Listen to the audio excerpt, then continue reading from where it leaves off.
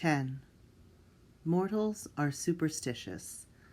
This comes as no surprise to anyone who has infield experience with a charge, though the amount of superstition they pursue and allow themselves to be deluged by, the sheer amount, the paralyzing overload of it all. This may be something that you, dear listener, have to steel yourself for the first time you take to the field. But it all boils down to this, where mortals are concerned. They are afraid for their own lack of control. Most mortal superstitions revolve around the idea that one innocuous event, stepping on a crack on the sidewalk, breaking a mirror, stepping under a ladder, crossing paths with a black cat, all these things are meant in a way which will reverberate and create individualized harm in their lives. A positive association to this could also be the mortal belief that they are important enough to warrant notice by their great universe as a whole. We, of course, of the cosmic know the truth behind this sentiment, but it is not something most mortals can discover. And a blessed part of the joy of the cosmic is letting go of this need to have the universe's attention. We flourish in our anonymity and teamwork. We are not hysterical, as trouble is wont to be.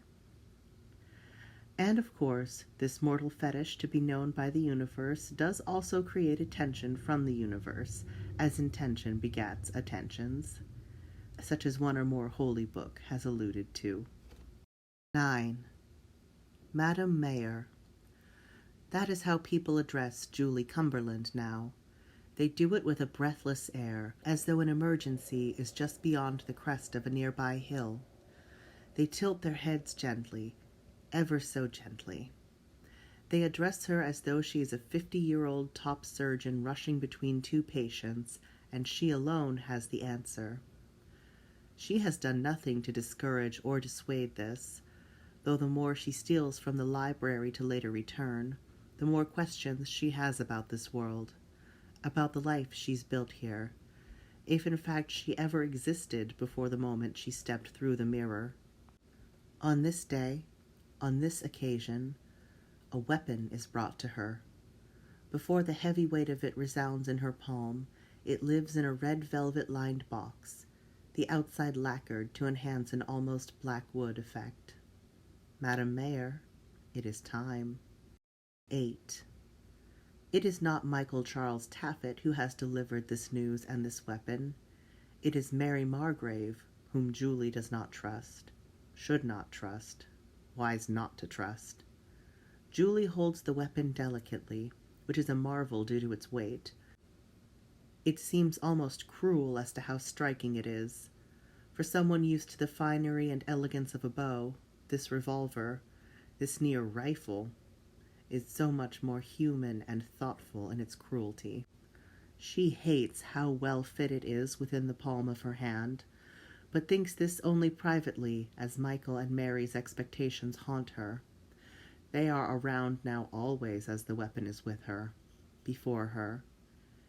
She wonders what it was before it was this weapon, what the metal could have been otherwise, why it is so much more ink black than anything else here. Mary laughs whenever Julie gives her a questioning gaze. In this case, much before she can even finish a sentence. It is for the water tower. It is the great day of adjoining, of reminiscing. It is history, and you are the mayor.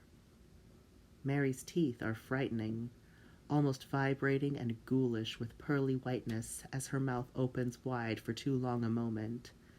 You surely must remember this day. 7. In 1976, the all-consuming year in all universes with a country known as the United States, but which is merely a part of the American experience, both North and South, something happens. In some universes with such relative histories, it is a celebration. In 2 particular universes, it is a day of mourning for a certain swampland in the Pennsylvania countryside, in which there are no wolves. In the universes where donut shops exist with 3 siblings at their center, like point cuts on the underside of an eclair, the year 1976 is a simple thing. Regalia, as is such in decorative patriotic holidays, has not been in such big fashion as it was during Surf City Surf Championships. That which is known as the bicentennial is not of a matter to those surf cities. More important are the harvest festivals. But in a surf city where the donut shop is supplanted by something else, the 1976 bicentennial patriotism display days are often a memorial, and here is no exception. The water tower built for Surf City, which serves a process for desalination and supplanting the use of a lighthouse, is a monument and a monster. It is a living entity, if you ask the right questions. Some say they hear it breathing at night, and this festival duel day is a day of appeasement. 6.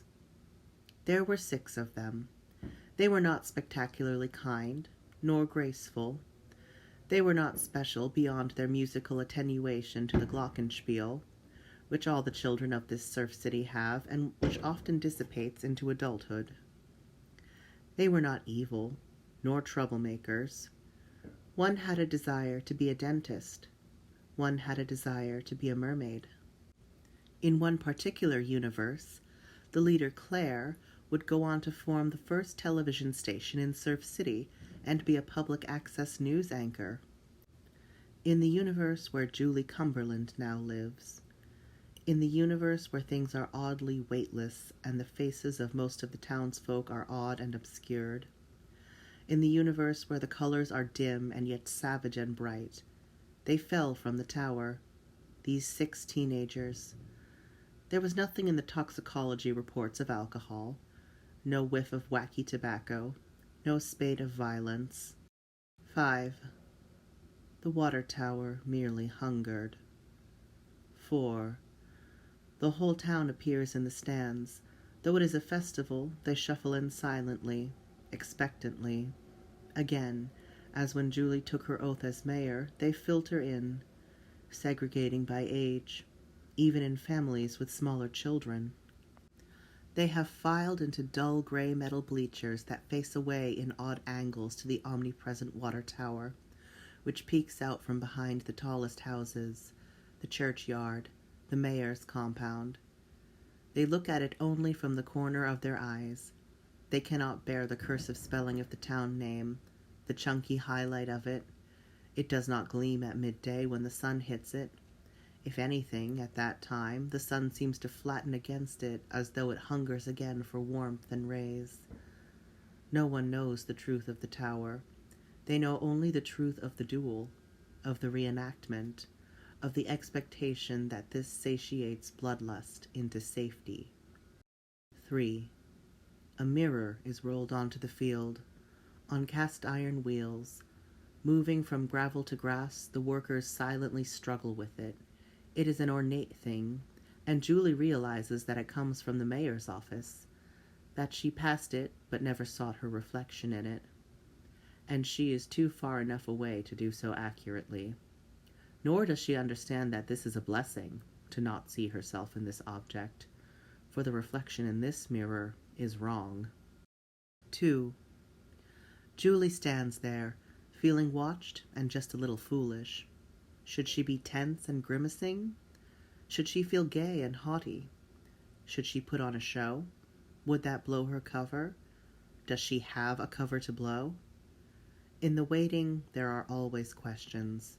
When noon comes, it feels correct to commence with things.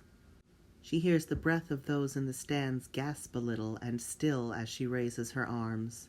Though used to the weight of a bow and the function of an arrow, the weight of this silly revolver in black nearly seems fine in its stead, in its place, complicit.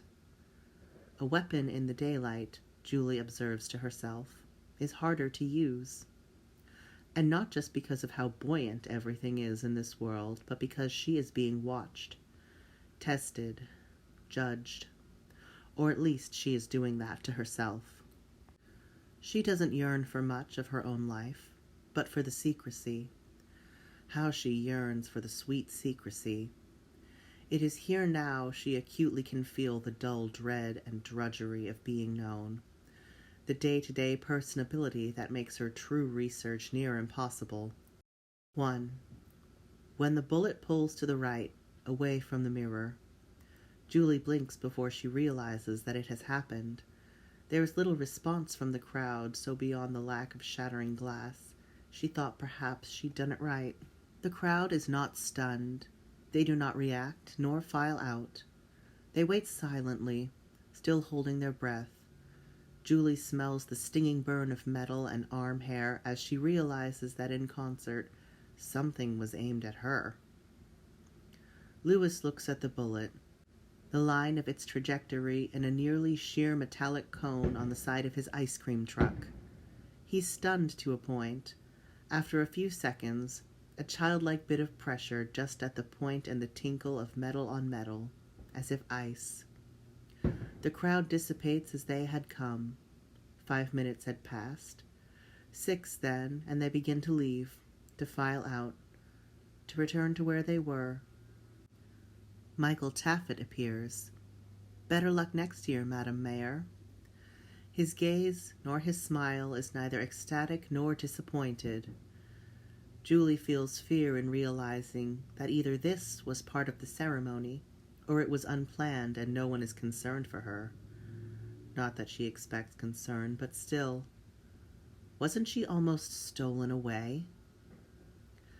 Surf City is an audio work of John MacDonald and John MacDonald Productions.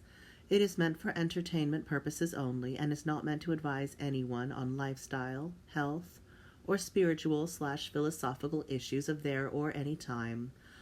All opinions expressed are held by the characters and, in some cases, the creator of Surf City and Surf City Donuts, John MacDonald. Season 2's cosmic narrator is Jack Wicks.